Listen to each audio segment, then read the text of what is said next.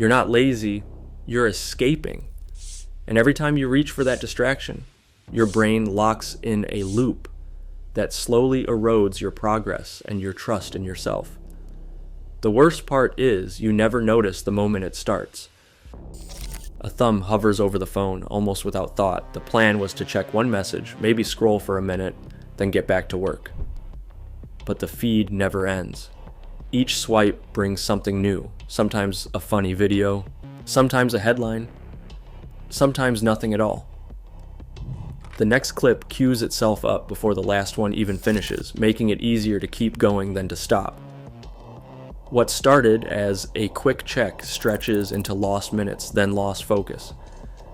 The outside world fades as the mind drifts through a stream of updates, likes, and stories. Platforms are built this way, delivering unpredictable rewards, like a slot machine, to keep the next scroll feeling just as urgent as the last. It feels harmless in the moment, but later there is a familiar sting. Time gone, plans abandoned, and a quiet promise to do better next time. The escape is so subtle, it almost feels automatic. Almost every time you reach for a distraction, your brain is making a choice. It isn't choosing laziness, it's choosing relief. The moment you feel tension or dread about a task, a signal fires deep in the brain, in the ventral tegmental area. Dopamine cells send a burst to the nucleus accumbens, delivering a sense of relief that feels better than expected. This isn't about chasing pleasure or excitement. It's about escaping discomfort, even if only for a few seconds. The brain labels that moment of relief as a reward, quietly teaching you to repeat the escape.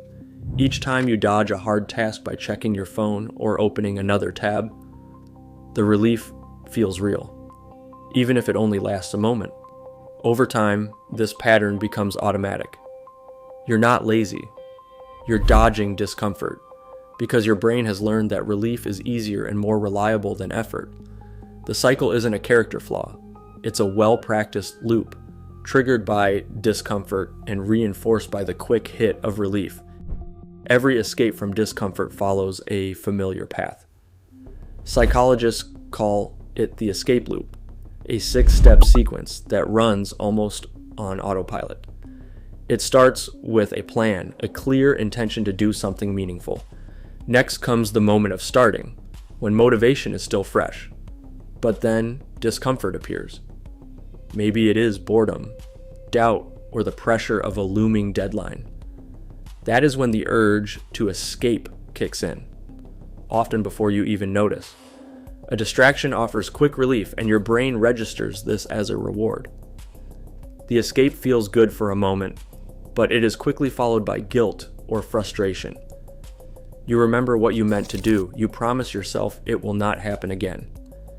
Yet the pattern repeats.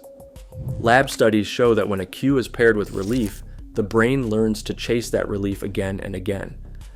The more often you run the loop, plan, start, discomfort, escape, guilt, repeat, the more automatic it becomes. Each cycle quietly erodes self-trust, leaving behind a sense of falling further behind. Over time, the loop stops feeling like a choice and starts feeling like who you are.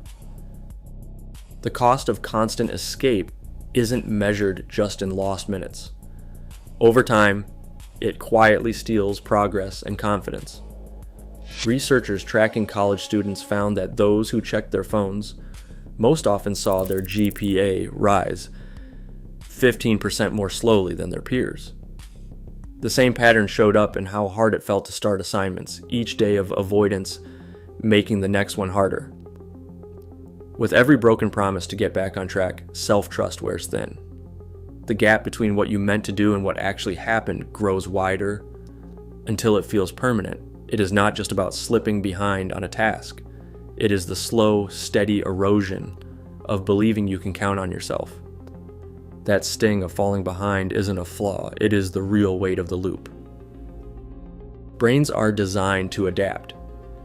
When a pattern repeats, like reaching for a distraction every time discomfort shows up, neural pathways grow stronger, but those same pathways can shift. Research on habit formation shows that circuits in the brain can be remodeled with weeks of consistent change. It usually takes anywhere from 3 to 9 weeks, about 21 to 66 days, for a new routine to start feeling natural.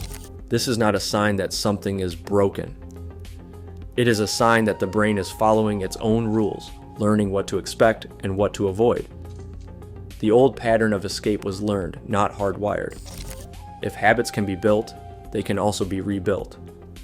That window for change is real, and it is open to anyone. The mind is not fixed in place, it is always learning, and that includes learning how to stay with discomfort instead of running from it. Noticing the urge to escape is the smallest lever, but often the most powerful. The next time you feel the itch to reach for your phone, pause for a single moment and notice what's happening inside. Studies show that even a simple change, like placing your phone 30 feet away, can cut impulsive pickups by about 40%. That distance adds just enough friction to break the automatic loop.